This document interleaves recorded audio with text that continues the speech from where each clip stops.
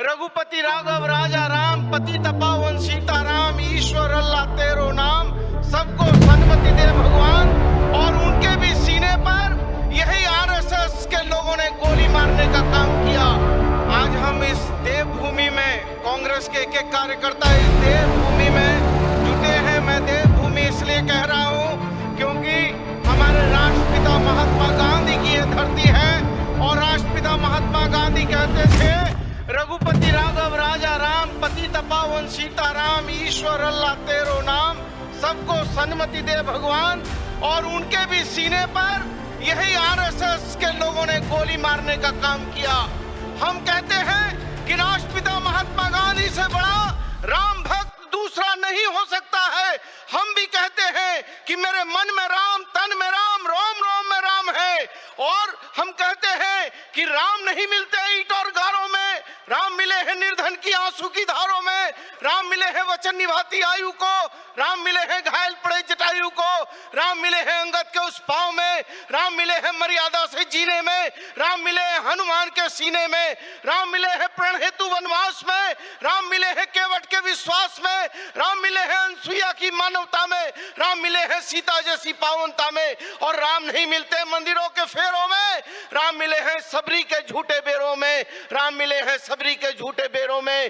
तो हम लोग भी मोहब्बत में राम चाहते हैं, प्रेम में राम चाहते हैं। और यही कांग्रेस पार्टी है जो राहुल गांधी जी के नेतृत्व में इस देश में हिंदू, मुसलमान, सिख, ईसाई सबको जोड़ के रखेगी। और हम न्याय, संकल्प, संघर्ष के साथ राहुल जी के लिए एक एक खून का कतरा कतरा बहाने को तैयार है।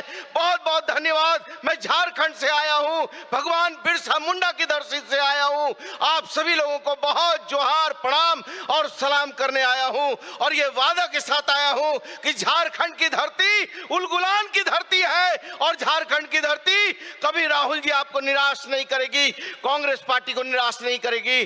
बहुत बहुत धन्यवाद सभी लोगों को। लास्ट रह जाते को सोवन के दुल्हाड़ संगुर, जोहार जोहार जोहार। आज जो कांग्रेस पार्टी देश में लड़ाई लड़ रही है, उसमें सबसे जरूरी है जो झूठ को फैलाया जाता है हिंदुस्तान में, झूठ के सारे लोगों को बताया जाता है कि कांग्रेस कुछ गलत कर रही है, उसके लिए हम पहले जो झूठ है, झूठ को हम सामने लाना चाहिए। पहली बात ये बात कहते हैं कि डॉक्टर बाबा साहेब अंबेडकर को कांग्रेस ने हराया, लेकिन ये झूठ है। वो झूठ को हम सामने लाना चाहिए डॉक्यूमेंट के साथ। हमारे प्रियंका खरगे साहब ने बाबा साहेब अंबेडकर जो लेटर लिखे थे, वो लेटर को सामने लाकर बताया कि कांग्रेस नहीं हराई, वो सावरकर ने हराए थे बाबा साहेब अंबेडकर को। जो अंबेडकर खुद लेटर लिखे थे उनके दोस्त को, वो दोस्त को लेटर लाके बताए, तो जब पूरे लोग खामोश हो गए। इसी तरीके से जो 15 घंटे 14 घंटे पार्लियामेंट में वक्फ के ऊपर डिबेट हुआ, उसमें ये लोग कहते हैं कि वक्फ लोगों की जमीन को कब्जा करती है, लेकिन हालांकि वहां पे वो बात नहीं है। ये कर्नाटक में कहते हैं कि कांग्रेस के लीडर वक्फ की जमीन को कब्जा करे, एक बात कहते हैं। दूसरे तरफ कहते हैं कि वक्फ लोगों की जमीन कब्जा करते हैं। ये डबल स्टैंडर्ड गेम ये हार हमेशा खेलते हैं। वो डबल स्टैंडर्ड को हम सामने लाना बहुत जरूरी है। और एक बात मैं यहाँ कहना चाहता हूं कि आप जब यूपीए की गवर्नमेंट कर्नाटक में थी, हिंदुस्तान में थी, एक बात थी कि पूरे एससी एसटी के बच्चों को जो हायर एजुकेशन में जाते हैं, जो एडमिशन लेते हैं, क्योंकि हायर एजुकेशन में ये बात रहती है कि एक दो सब्जेक्ट होने के बाद भी, फेल होने के बाद भी उनको प्रमोशन किया जाता है हायर क्लासेस को, जो इंजीनियरिंग में है, मेडिकल में है। लेकिन ये लोग एक रूल्स बना है कि जो भी बच्चा मेरिट में गवर्नमेंट सीट लेता उसी को ही स्कॉलरशिप दिया जाए, दूसरों को मत दिया जाए। और जो बच्चा एक सब्जेक्ट में, दो सब्जेक्ट में फेल होता है, उसको भी ये स्कॉलरशिप देने के लिए मना कर दिए। इसके लिए पूरे हिंदुस्तान में लाखों के एससी एसटी के बच्चे हायर एजुकेशन से महरूम हुए हैं। ये बात को भी हम लोगों के सामने लाना चाहिए। मैं लास्ट को एक कन्नड़ में जो कवन है वो राहुल गांधी जी के लिए 1 मिनट का कवन है, मैं पढ़ के अपनी बात को खत्म करता हूं। युग युगಗಳ ಹಣೆ ಬರಹವರಿಸಿ ಮನ್ವಂತರಗಳ ಭಾಗ್ಯವತರಿಸಿ, ಯುಗ ಯುಗಗಳ ಹಣೆ ಬರಹವರಿಸಿ ಮನ್ವಂತರಗಳ ಭಾಗ್ಯವತರಿಸಿ, ರೆಕ್ಕೆಯ ಬೀಸುತ್ತ ಚೇತನಗೊಳಿಸಿ ಹೊಸಗಾಲದ ಹಸು ಮಕ್ಕಳ ಹರಿಸಿ, ಹೊಸಗಾಲದ ಹಸು ಮಕ್ಕಳ ಹರಿಸಿ ಹಕ್ಕಿ ಹಾರುತ್ತಿದೆ ನೋಡಿದಿರಾ, ಧನ್ಯವಾದಗಳು. Thank you. मैं कहना चाहूंगी कि मैं राजस्थान से आई हूँ और एक आदिवासी महिला हूँ और मुझे इस मंच पर आने का अधिकार भी कांग्रेस पार्टी ने दिया है। और मैं कहना चाहूंगी कि भाजपा गरीबों और किसानों की विरोधी है, युवाओं की विरोधी है, महिलाओं की विरोधी है और ईडीआई सीबीआई के भरोसे, ईवीएम के भरोसे तानाशाही कर कर अपना राज स्थापित कर चुकी है। लेकिन हम सबको ये सोचने और विचार करने की आवश्यकता है कि इसको मुंह तोड़ जवाब कैसे दिया जाए।